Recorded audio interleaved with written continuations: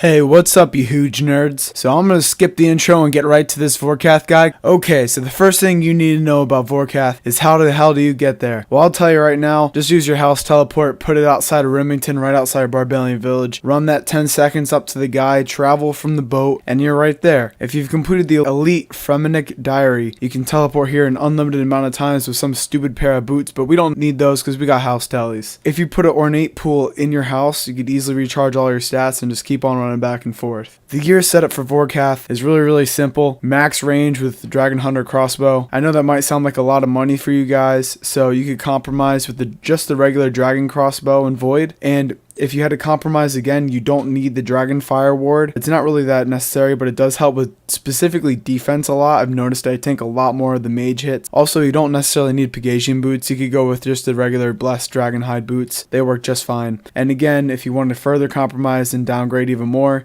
you can do Blowpipe, although I won't recommend it because you will actually get wrecked all the time. Overall, I would not recommend. Your inventory setup will be one Prey Pot, one Range Pot, an Anti-Venom Plus with at least 2 doses, and an extended Anti-Fire with 1 dose. This should be able to get you through the entire kill because you'll be doing 3 to 4 kills per inventory. Your inventory also will have home teleports. That's how you're going to be getting to Vorkath. If you have another way of how to get to Vorkath using those Elite Fremennik boots, you can bring those as well. You'll be using a rune pouch with Earth, Air, and Chaos runes. That will be for the Crumble Undead spell. You'll need that for one of Vorkath's attacks, which summons an undead scorpion. You will need Ruby Bolts E with a switch for Dragon Diamond Bolts E. These actually wreck Vorkath. Ruby Dragon Bolts E hit 100 when the special attack procs. I will recommend that you go ahead and complete the Hard Candor and Diaries, which increases the special attack rate. Okay, so let's cut to the chase and get straight to Vorkath's attacks. So he has a bunch of attacks that are not considered his special attacks. I'll go over these attacks first. First is his purple attack. This attack deactivates your prayer, so simply all you need to do is have your quick prayer set to range and your highest range attack bonus one.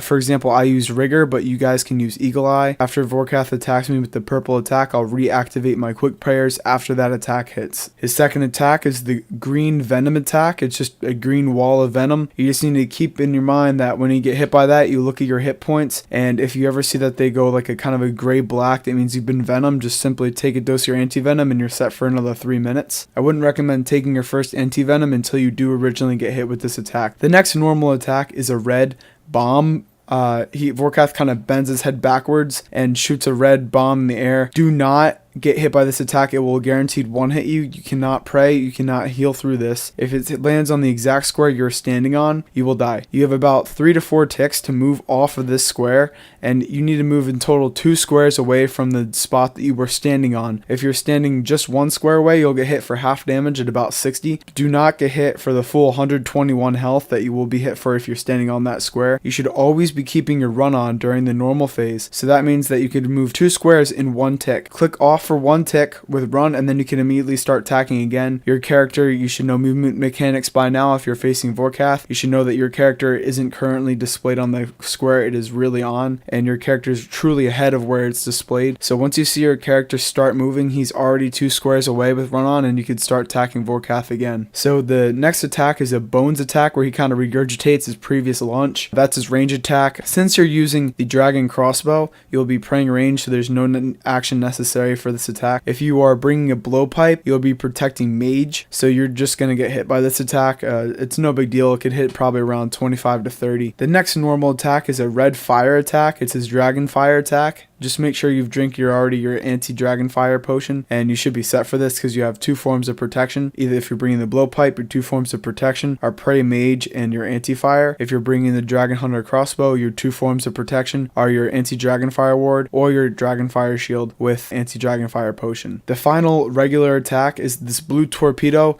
It does nothing. It's a mage-based attack. You're going to be tanking it if you're using crossbow, which is no big deal. It doesn't do that much, but it can hit up to a 30. So just be aware. If you're 29 HP, you can't get smacked because that's happened to me before. The normal HP that I would recommend needing is at 31. Okay, so now we're moving on to Vorkath's special attacks.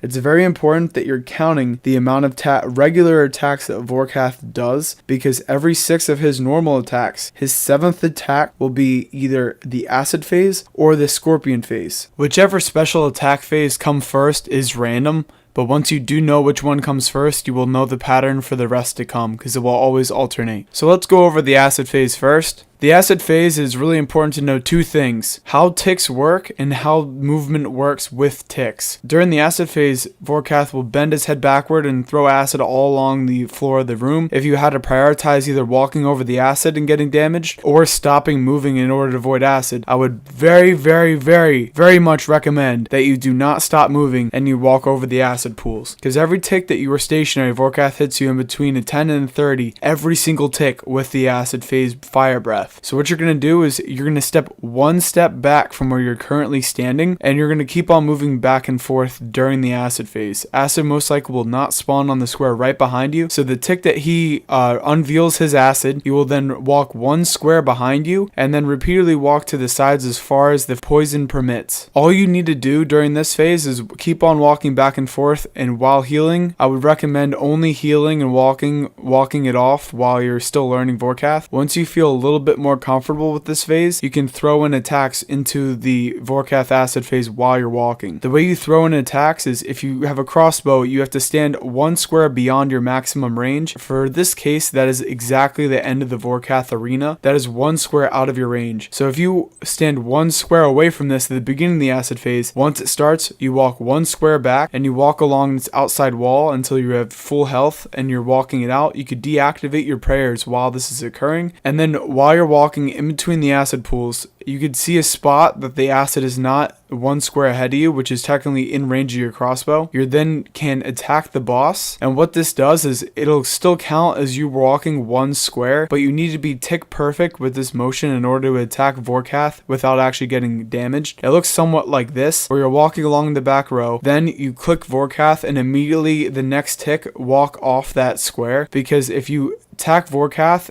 your character will still be moving, but while your character is still moving, you need to click off in order for your character to continue that motion. If you continue this motion, you will not get hit, but unfortunately, if you don't do this perfectly, you'll get screwed, and you'll look something like this, and you'll die a lot learning this method, which is why I recommend just walking it off simply until you figure out what's going on with the acid phase. The second phase is the undead scorpion phase. It's extremely easy. All you need to do is once Vorkath releases a white burst, it kind of looks like an airwave. All you're going to do is click underneath you to immediately stop the action of you attacking the boss. That's important so that you're able to mage the scorpion. So what you do is you go to your spellbook, you cast the crumble the undead on the scorpion, and that's it. You can freely attack the boss. I recommend for efficiency that you smite yourself. You could deactivate your own prayers at the beginning of this phase to save your prayer, because Vorkath will not attack you. And you could also eat one food before you attack the scorpion while still having enough time. In addition to that, you could also eat one food after you kill the scorpion